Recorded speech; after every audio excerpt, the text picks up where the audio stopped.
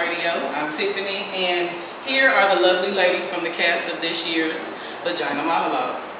I'm going to kind of come over this way so everyone can introduce themselves. Yes. We're going to start with this lady here. We're going to talk about her later. Hi, my name is Renata Dalton. I'm one of the co-owners of Empowered Living. Tiffany McDonald, and my character is a monologue about care. Barbara Davis. My monologue is I was in that room. My name is Deborah Howard, and I am 6 years old. My name is Joni Morris, and I'm one of the co-owners of Empowered Living. Hi, my name is Jerry Ringley Jones, and I'm one of the co-owners of Empowered Living. Hi, my name is Alexandria Owsley, and I am doing the Vagina Fact. Hi, my name is Danielle Norris, and I am doing the Vagina Workshop. There you have it. That is part of the cast. It's not the entire cast. However, these ladies will be performing. The show is actually on Saturday. Make sure you come out. It's going to be at Indie Fringe Saturday, April 20th. Crystal, you can provide the address.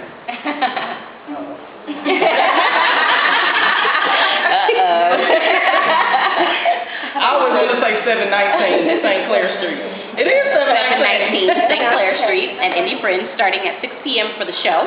We actually have a wonderful vendor fair and blood drive, which will be going on before the show, which will start at 3 o'clock.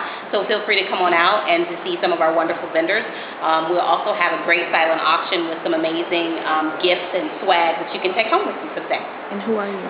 And of course, this is this year's producer, Crystal Wade. Yes. Crystal, why don't you give a little background on V-Day or how the Vagina Monologues became to be Vagina Monologues? Absolutely. The Vagina Monologues were actually started and put together by a woman named Eve Ansler. And what Eve did was decided that there was a void in our society in terms of how we deal with women, specifically talking about our vaginas. It's something that we don't talk about, something that we're very uncomfortable with talking about. And so what she did was interview hundreds of women about their vaginas. She interviewed gay women, straight women, women who are sex workers, also women who were victims in Bosnia and Kosovo. International interviews were done. And out of that, she put together some of the most powerful stories of those women and put together this production called the Vagina Monologues, and specifically this day, which is V-Day, which just celebrates vaginas and celebrates women and empowering women to rise above a lot of the challenges that we face. Okay, so, of course, we all here, it isn't publicly open to actually talk about your vagina. And I always ask, I've done this at another production, was anyone uncomfortable with their skit? Raise your hand. Great. Not really. Not really? Well, I do see, Crystal, that everyone is different ages. Absolutely. Different, I'm sure different backgrounds, different ethnicities, all of that combined here on stage.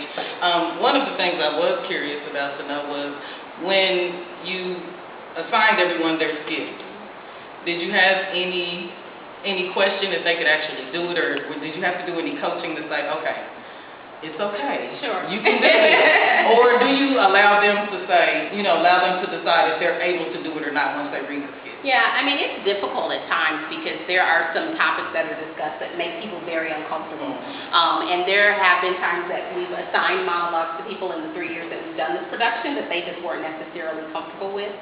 So it is definitely an adjustment, and it does require coaching because as you become more familiar with the monologues, you learn that there is some personality that you can infuse into the individual monologue, and there's definitely a special perspective that these monologues are written from. So sometimes it's difficult and it is uncomfortable, and sometimes it's uncomfortable for the audience too, who maybe not be full aware that we're going to say great words like pussy. Right. And well, I am proud to be part of the cast. I'm going to be talking about my cunt. I was asked, was I comfortable with saying it, but I know that this production is for empowerment of women. So, of course, you will have to be open-minded. I'm letting everyone know out there, you will have to be open-minded. And once you hear the actual skit, you will be able to read more into it than what the words that are actually being said. The different topics are regarding molestation, rape, some other things, Crystal, you want to mention? Sure. We talk about things in terms of the genital mutilation that happens in a lot of the countries across the world. We talk about rape as it pertains to in times of war and some of the atrocities that women have faced. We talk about things as simple as hair, and if there is hair, if there's not hair. We talk about vaginas in terms of women who are lesbians, women who are straight. I mean, there's just a range of topics. There's even times that we go from women as small children all the way up to women as adults and how they viewed their vaginas over the kind of course and how they've evolved in the way that they view themselves. And I found it to be interesting because I am open-minded when it comes to the specific topics, and some of it is very funny. Some of it is comical, although it's a serious subject. Some of it, you know, when the actual person puts their own personality into it, it's going to make people laugh. So although this is, you know, there are some serious moments and serious skits involved in this play, it does kind of lighten so that it isn't so heavy, because you're the 6-year-old girl, and that's very serious. The other one I'm thinking about isn't here. She is here, but you're not up here. I'm going to get you. What's the name of yours? My vagina is my village. My vagina was my village. My vagina was my village. And of course, those, that was very heavy. Was there anyone that liked someone else's that wish they would have had someone else's gift? I would have loved to do my vagina is angry. Me too. But the perfect person does have it. What's her name? Patrice. Patrice. She is the perfect person for that gift.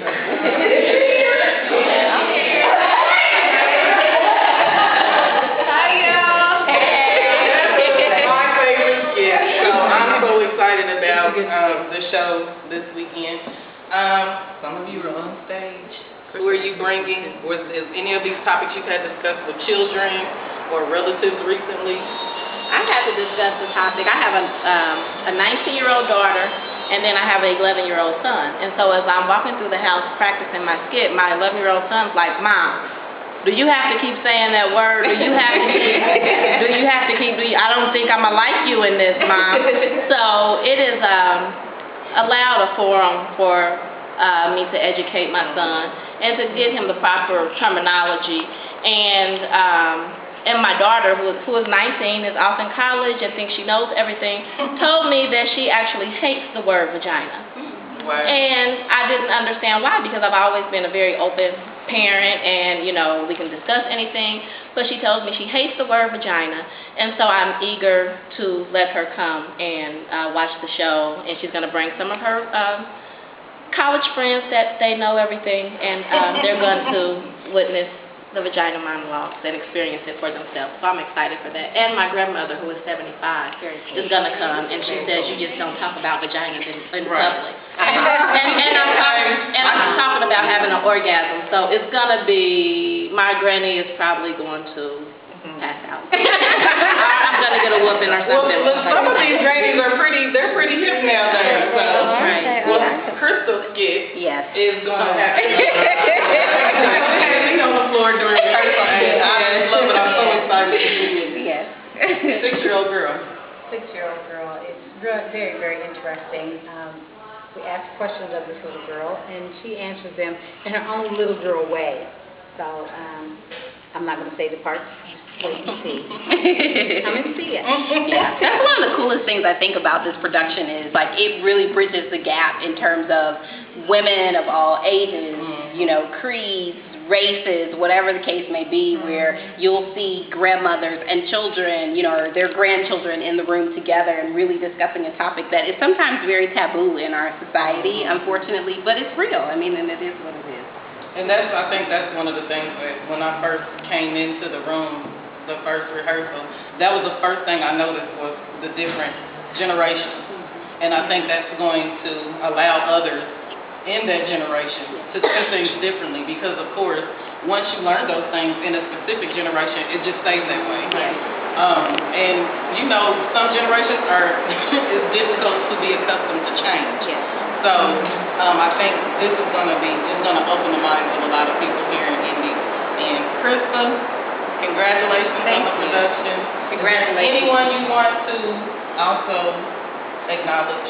Sure. I mean, I think in acknowledging the Women of Empowered Living LLC is huge. I mean, this is our third year that we've done this.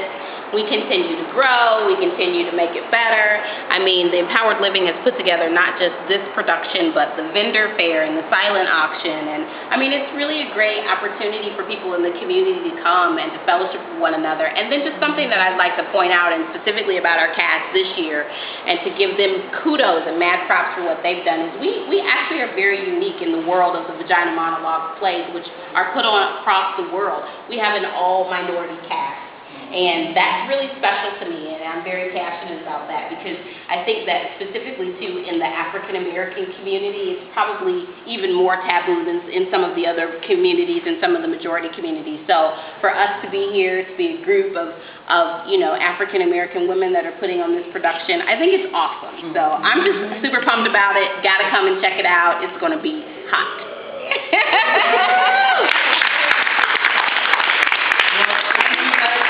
For allowing Who's on the Mic to interrupt some of your rehearsal time. But you heard it here, Indie Friends, Saturday, April 20th. The show starts at 6 p.m. However, there is a blood drive, a silent auction, starts 3 p.m. on Saturday. Come out and support the cause. We'll call it the cause. We are aware that the breast cancer walk is also on Saturday. However, this will not have, it should not conflict. So don't try to make that as an excuse. You can still come down. People coming from the breast cancer walk to come help volunteer and participate, so there's no excuse. Well, all right now. So we got the vendor fair. The vendor fair.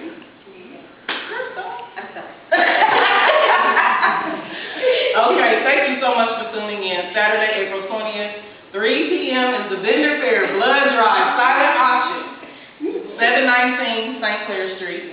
Indie Friends is where we are. Thank you for tuning in. Thanks, guys.